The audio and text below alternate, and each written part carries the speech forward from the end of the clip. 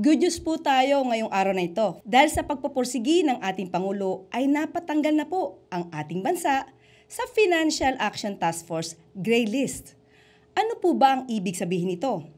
Nakita po ng Financial Action Task Force or FATF ang naging pagtatrabaho ng Administrasyong Marcos na magampanan ang obligasyon para matanggal o mabawasan ang mga gawaing nauugnay sa money laundering at pagpupondo sa terorismo. Ano po ba itong FATF? Isa itong independenteng organisasyon na binubuo ng 39 na miyembro na nagtatakda ng mga international na pamantayan upang labanan ang money laundering at ang propaganda ng terorismo. May mga bansa po na nailalagay sa blacklist or gray list. Kapag blacklist, ibig sabihin ay may significant strategic shortcomings o sobrang kakulangan upang sugpuin ang money laundering at terrorist financing. At kapag nasa gray list, ito ang mga bansang actively working with FATF para ma-improve ang anti-money laundering processes at kailangan na magawa ang mga action plans at rekomendasyon sa natatakdang panahon para maialis sa gray list. Naipasok tayo sa gray list noong Hunyo 2021 sa pamumuno ni dating Pangulong Duterte. Dahil sa una, kakulangan sa regulatory supervision ng gambling operations. Tandaan natin na mayagpag ang mga pogo noon. Pangalawa, weaknesses in the implementation of targeted financial sanctions na kahit may nababalitang anomalya sa mga transaksyon lalo na noong panahon ng pandemya, ay mukhang pinababayaan lamang.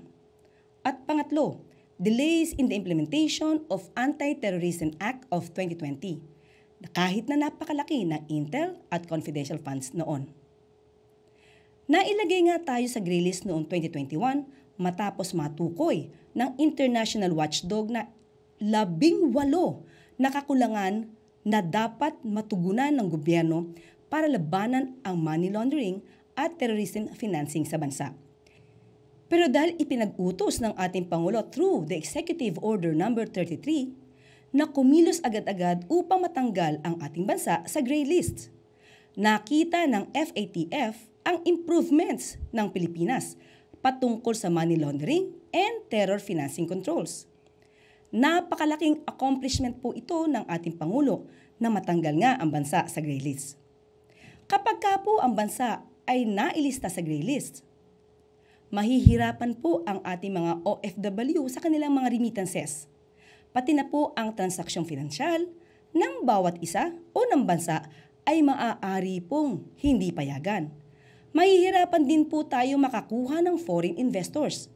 Kaya dahil natanggal po tayo sa gray list, hindi na po tayo mahihirapan, lalong-lalo na ang ating mga OFW na magpadala ng kanilang remittances dahil maiiwasan na po ang pagbabayad ng napakalaking fees at madali na rin po sa atin ang mag-inganyo ng mga foreign investors. Kakayanin natin, lalo na ng Pangulo, na linisin ang mga kalat na naiwan sa atin ng nakaraang administrasyon. Ipanalangin natin na mapanatili natin na hindi tayo muling mapasama sa gray list o blacklist ng FATF. Hindi titigil ang ating Pangulo na maisaayos at mapigil ang mga gawaing may kinalaman sa money laundering at terrorist financing. Maraming salamat para sa Bagong Pilipinas.